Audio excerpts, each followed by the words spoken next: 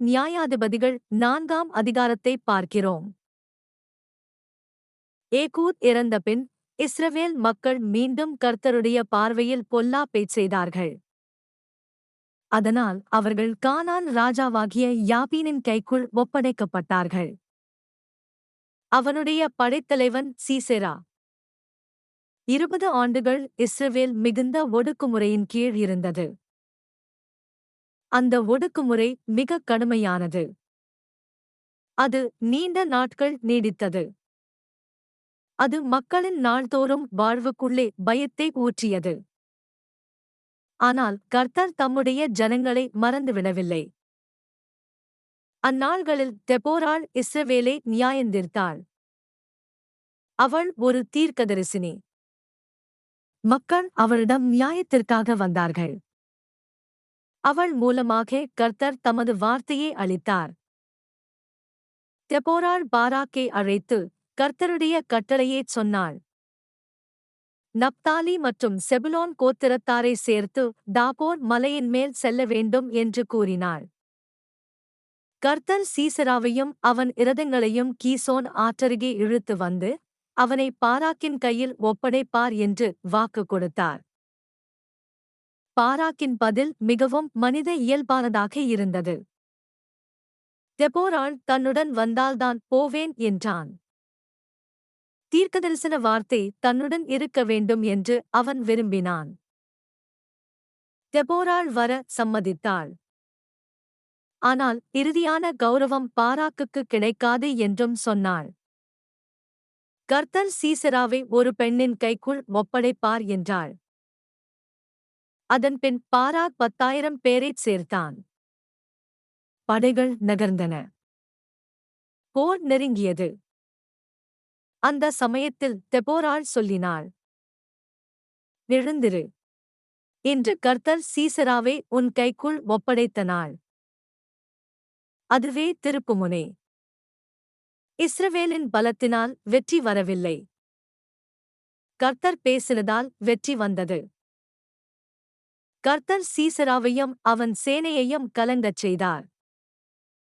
பயங்கரமான படை சிதறிப்போனது. சீசெரா கால்நடையாக ஓடிவிட்டான். இஸ்ரவேலை அச்சுறுத்தியவன் இஸ்ரவேலின் தேவனுக்கு முன்பாக நிற்க முடியவில்லை. சீசெரா யாகேலின் கூடாரத்திற்கு தப்பி ஓடினான். அவள் அவனை உள்ளே வரவைத்து மறைத்தாள். அவன் உறங்கியபோது தீர்க்கதரிசனம் நிறைவேறியது. இந்த அதிகாரத்தின் செய்தி தெளிவாக இருக்கிறது. கர்த்தர் பெருமை பேசுகிற அதிகாரத்தை எதிர்பாராத வழிகளில் தாழ்த்தி வீழ்த்துவார். நமக்கான பாடமும் இதுதான். சில நேரங்களில் நமக்கு எதிரான சக்தி மிகவும் வலிமையானதாகத் தோன்றும். சில நேரங்களில் பயம் இத்தனை நாட்கள் நீடிப்பதால் அது வழக்கமானதாகத் தோன்றும். ஆனால் கர்த்தர் இன்னும் பேசுகிறார். இன்னும் அழைக்கிறார். இன்னும் எழுந்திரு என்று சொல்கிறார். விசுவாசம் என்பது போராட்டம் எளிதாகத் தோன்றும் வரை காத்திருக்காது. கர்த்தருடைய வார்த்தை போதுமானது என்பதால் அது முன்னேறும். இதுவே நியாயாதிபதிகள் 4ஆம் அதிகாரம். கர்த்தர் தம்முடைய உடன்படிக்கை ஜனங்களை நினைவில் வைத்திருக்கிறார். அவர் போராடும்போது பயம் பக்கம் மாறுகிறது. தெபோராளும் பாராக்கும் பெற்ற வெற்றிக்குப் பிறகு அவர்கள் அப்படியே முன்னேறிச் செல்லவில்லை. அவர்கள் பாடினார்கள். அவர்கள் நினைத்தார்கள். அவர்கள் மகிமையை கர்த்தருக்கே கொடுத்தார்கள். அது மிக முக்கியமானது. விடுதலை என்பது வெறும் நிம்மதியில் முடிந்து போகக்கூடாது. அது ஆராதனையாக மாற வேண்டும். நினைவு சாட்சியாக மாற வேண்டும். தெபோராளின் பாடல் பின்னோக்கிப் பார்த்து கர்த்தரின் வல்லமையை நினைக்கிறது. அவர் தமது ஜனங்களை இரட்சிக்க எழுந்தபோது பூமியும் வானமும் நடுங்கிறதை அது நினைவில் கொள்கிறது. இது வெறும் அரசியல் வெற்றி அல்ல. இது உடன்படிக்கை வரலாறு. முன்பும் செயல்பட்ட அதே தேவன் இப்போது மீண்டும் செயல்பட்டார். இந்த பாடல் இஸ்ரவேலின் நிலை எவ்வளவு தாழ்ந்திருந்தது என்பதையும் உண்மையாகச் சொல்கிறது. பாதைகள் வெறிச்சோடியிருந்தன. பயணிகள் ஒதுங்கிப் போயினர். கிராம வாழ்க்கை பயத்தினால் சுருங்கிவிட்டது. ஒடுக்குமுறை எப்போதும் மனிதரைச் சுருக்கிவிடும். பாவமும் அப்படித்தான் செய்கிறது. ஆத்துமாவை நெருக்கிவிடுகிறது. தேவன் நினைத்த வாழ்க்கையை விட சிறியதாக வாழச் செய்கிறது. அப்படிப்பட்ட நேரத்தில் தெபோராள் எழுந்தாள். அவள் இஸ்ரவேலில் ஒரு தாய் என்று அழைக்கப்படுகிறாள். அந்த பெயர் மென்மையாகத் தோன்றினாலும் அதில் பலமுண்டு.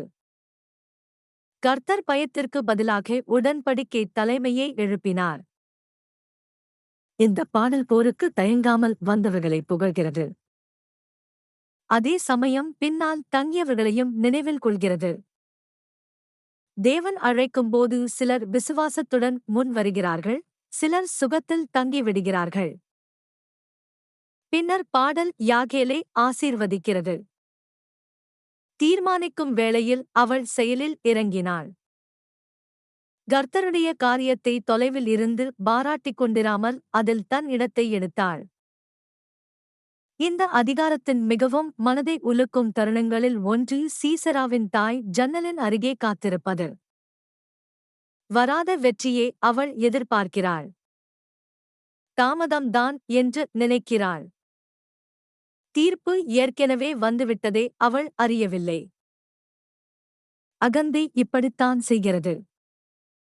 இறுதி வரை உண்மையை தவறாகவே வாசிக்கிறது. நியாயாதிபதிகள் 5ஆம் அதிகாரம் ஒரு பெரிய பாடத்தை கற்பிக்கிறது. கர்த்தர் நம்மை உதவியபின் அதை நாம் மறந்து விடக்கூடாது. அதை நாம் சொல்ல வேண்டும். அதை நாம் பாட வேண்டும். அதை மற்றவர்களுக்கு கற்பிக்க வேண்டும். மறந்து போன இரக்கங்கள் இதயத்தில் மங்கிவிடும். நினைவில் வைத்திருக்கும் இரக்கங்கள் அடுத்த போருக்கான பலமாக மாறும். ஆகையால் இது வெறும் வெற்றிப் பாடல் அல்ல. கர்த்தர் இன்னும் இரட்சிக்கிறார், இன்னும் வழிநடத்துகிறார், விடுதலை வந்தால் அவர் இன்னும் ஸ்தோத்திரத்திற்கு தகுதியானவர் என்று சாட்சி சொல்லும் அதிகாரம் இது. மீண்டும் இஸ்ரவேல் வழி தவறியது. மீண்டும் அதற்கான விளைவுகள் வந்தது. இந்த முறை மீதியானியர் வெட்டுக்கிளிகளைப் போல தேசத்துக்கு வந்தார்கள். பயிர்களை அழித்தார்கள். தேசத்தை வெறும் உயிர் காக்கும் நிலைக்கு தள்ளிவிட்டார்கள். மக்கள் குகைகளிலும் ஒளிந்த இடங்களிலும் வசித்தார்கள். அது ஒரு முக்கியமான காட்சி. உடன்படிக்கை மக்கள் வெளிச்சத்தில் பலமாக வாழவில்லை. அவர்கள் ஒளிந்து கொண்டிருந்தார்கள். அப்படிப்பட்ட இடத்தில்தான் கிதியோனை முதலில் பார்க்கிறோம். மீதியானியருக்கு படாமல் திராட்சை மிதிக்கும் இடத்தில் கோதுமையை அடித்துக் கொண்டிருக்கிறான். அவன் பொதுவில் வீரமாக நிற்கவில்லை. பயமுள்ள நாட்களில் கொஞ்சமாவது காப்பாற்ற முயன்றான். அப்போது கர்த்தருடைய தூதன் அவனுக்குத் தோன்றி, பராக்கிரமசாலியான வீரனே, கர்த்தர் உன்னுடன் இருக்கிறார் என்றார். எவ்வளவு வியப்பான ஆரம்பம்! கிதியோன் வெளிப்படையாகப் பார்த்தால் வீரனாகத் தோன்றவில்லை. அவன் ஒளிந்தவன் போலத் தோன்றினான். ஆனால் கர்த்தர் அவன் அந்நேரத்தில் இருந்த நிலையை மட்டும் பார்க்கவில்லை. தமது அழைப்பில் அவன் என்ன ஆகஸ்ட் முடியும் என்பதையும் பார்த்தார். கிதியோனின் பதில் வலியுடனும் நேர்மையுடனும் இருந்தது. கர்த்தர் நம்முடன் இருப்பாரானால் இவை எல்லாம் எப்படி சம்பவித்தது என்று கேட்டான். நம் பிதாக்கள் சொன்ன அற்புதங்கள் எங்கே என்று கேட்டான்.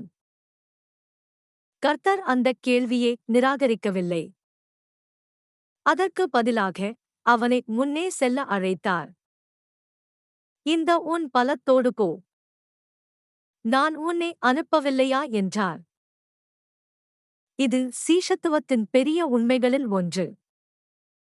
கர்த்தர் ஒவ்வொரு கேள்விக்கும் பதில் சொன்ன பிறகே பணியை அளிப்பதில்லை.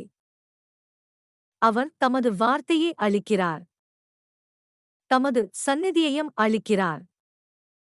அடுத்த படிக்கு தேவையான ஒளியை கொடுக்கிறார். கிதியோன் அடையாளங்களைக் கேட்டான், கர்த்தர் அவனுக்குக் கொடுத்தார். கன்மலையிலிருந்து நெருப்பு எழுந்தது. பலவீனத்தை கிருபை சந்தித்தது. நிச்சயத்தை விரும்பிய தம் பணியாளரிடம் கர்த்தர் பொறுமையாக இருந்தார். ஆனால் மீதியானை எதிர்கொள்வதற்கு முன் கிதியோன் தன் வீட்டிலிருந்த விக்கிரகாராதனையை எதிர்கொள்ள வேண்டும். பாகாலின் பலிபீடம் இடிக்கப்பட வேண்டும். தோப்பு வெட்டப்பட வேண்டும். அந்த ஒழுங்கு தற்செயலானது அல்ல. பொதுவான விடுதலை தனிப்பட்ட மனந்திரும்புதலோடு இணைந்திருக்கிறது. வெளியில் இருக்கும் பகைவரை அகற்றும்படி தேவனை வேண்டிக் கொண்டு, உள்ளே இருக்கும் பொய்யான பலிபீடத்தை காத்துக் கொள்ள முடியாது. கிதியோன் கீழ்ப்படிந்தான். அவன் பயந்ததால் இரவில் இதைச் செய்தான். அதுவும் முக்கியமான விஷயம். தைரியம் என்பது பயமில்லாமல் தொடங்குவதில்லை. சில நேரங்களில் பயப்படுகிற மனிதன் இருந்தாலும் கீழ்ப்படிவதில்தான் தைரியம் தொடங்குகிறது. அதிகாரத்தின் முடிவில் கர்த்தருடைய ஆவி கிதியோன் மேல் இறங்குகிறது. அவன் மக்களைச் சேர்க்கிறான். கதை திரும்பத் தொடங்குகிறது. திராட்சை மிதிக்கும் இடத்தில் ஒளிந்திருந்தவன் இப்போது விடுவிப்பவனாக உருவாக்கப்படுகிறான். நியாயாதிபதிகள் 6ஆம் அதிகாரம் நமக்கு நினைவூட்டுவது இதுதான். கர்த்தர் குறைபாடுள்ளவர்களையே அழைக்கிறார். அவர்களின் பலவீனத்தில் அவர்களை சந்திக்கிறார். படிப்படியாக அவர்களை போதிக்கிறார். போருக்குச் செல்ல அனுப்புவதற்கு முன் வீட்டுக்குள் நிற்கும் விக்கிரகங்களை இடிக்கச் சொல்கிறார். இதுவே நியாயாதிபதிகள் 6ஆம் அதிகாரம். தம்முடைய பணியாளர்கள் இன்னும் பார்க்காததை கர்த்தர் அவர்களுக்குள் பார்க்கிறார். அவர் அனுப்பும்போது அவர்களை பலப்படுத்தவும் செய்கிறார். இந்த நேரத்தில் கிதியோன் அழைப்பை ஏற்றுக்கொண்டு விட்டான். படைகள் திரண்டுள்ளன. மீதியானுக்கு எதிரான போர் முன் நிற்கிறது. அப்போது கர்த்தர் ஆச்சரியமான ஒரு விஷயத்தைச் சொல்கிறார். உன்னோடிருக்கிற மக்கள் மிகவும் அதிகம் என்றார். அதிகமா? மீதியானுக்கு எதிராகவே. பல ஆண்டுகள் இஸ்ரவேலை ஒடுக்கிய பகைவருக்கு எதிராகவே. ஆனால் ஏன் என்று கர்த்தர் விளக்கினார். இஸ்ரவேல் தன் கையாலே தன்னை இரட்சித்துக் கொண்டதாகச் சொல்லக்கூடாது. அதனால் கர்த்தர் படையைச் சுருக்கத் தொடங்கினார். பயந்தவர்கள் வீடு திரும்ப அனுப்பப்பட்டார்கள். பிறகு தண்ணீர் அருகே சோதனை நடந்தது. இறுதியில் 300 பேர் மட்டும் மீதமிருந்தார்கள். அந்த எண்ணிக்கை சாத்திர சம்பவம் அல்ல. வெற்றிக்கான விளக்கம் விசுவாசமாய் இருக்கும்படி கர்த்தர் படையைச் சிறிதாக்கினார். இந்த அதிகாரம் ஒரு ஆழமான ஆவிக்குரிய உண்மையை கற்பிக்கிறது. சில நேரங்களில் நாம் இயல்பாக நம்பிக்கையாய்த் தாங்கிக் கொள்கிறவற்றை கர்த்தர் நீக்கிவிடுகிறார். அப்போதுதான் நாம் அவர்மேல் நம்பிக்கை வைப்போம். அந்த நேரத்திலும் கர்த்தர் கிதியோனிடம் பொறுமையாயிருந்தார். பாளையத்துக்குச் சென்று கேள் என்றார். அங்கே கிதியோன் ஒரு கனவைப் பற்றிய உரையைக் கேட்கிறான். அதன் அர்த்தம் தெளிவானது. தேவன் மீதியானை அவன் கைக்குள் ஒப்படைத்திருந்தார். அதைக் கேட்ட கிதியோன் ஆராதனை செய்தான். இந்த அதிகாரத்தின் அழகான தருணங்களில் அது ஒன்று. கண்களுக்கு தெரியும் வெற்றிக்கு முன் கர்த்தருடைய வார்த்தையால் விசுவாசம் ஆழமானது. பின்னர் கிதியோன் தன் மனிதர்களிடமிருந்து எழுந்து கட்டளையிட்டான். அவர்கள் பிரிவுகளாக பிரிக்கப்பட்டார்கள். ஒவ்வொருவரிடமும் எக்காளம், காலியான குடம், அதற்குள் ஒரு விளக்கு இருந்தது. இவை சாதாரணமாக யுத்தத்திற்கெடுத்துக் கொள்ளும் ஆயுதங்கள் அல்ல. ஆனால் இது மனித பலத்தின் கதை ஆகப் போவதில்லை.